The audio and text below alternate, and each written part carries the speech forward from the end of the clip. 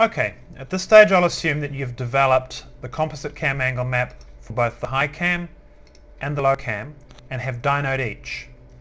If you've dynoed each, you'll find that there'll be a point at which you get the optimum VTEC crossover point. That's where the torque curves cross. In the example here, the VTEC crossover point was best set at 4300 RPM.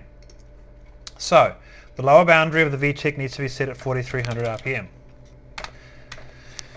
With a switch point of 98 kilopascals or 980 millibars, meaning you have to give it pretty much full throttle in order for it to switch at 4300 RPM.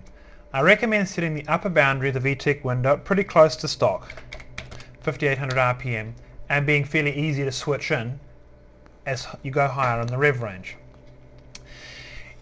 Sometimes you'll find that the VTEC point is best set lower. In some cases 35, 3400, in the case of supercharged vehicles, even as low as 2200 RPM. But for a road vehicle, VTEC point is best set above 4000 RPM just because of it's a little bit smoother, it's not quite as rough when you're going into and out of VTEC. Turbocharged cars, however, will generally require a higher VTEC point, typically 5 to 6000 RPM. Once you've set the VTEC point, however, we've got to deal with the issue of cam angle change.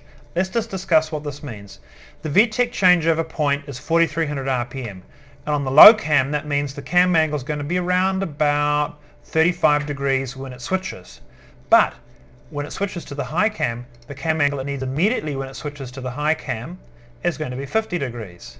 So at the VTEC point, the cam has to rotate around 15 degrees. This will cause a loss of power for the next 1000 or so RPM as the cam rotates into the correct position. So what I elect to do is I elect to lose a little bit of power before VTEC point and gain a little bit, quite a bit afterwards. In this case, what I would do is the VTEC point is 4300 RPM. So at the 4500 RPM point, I'm going to set the cam angle to 50 degrees. What this means is the car goes from 4000 RPM to 4500 RPM, it starts rotating the cam towards the 50 degree mark.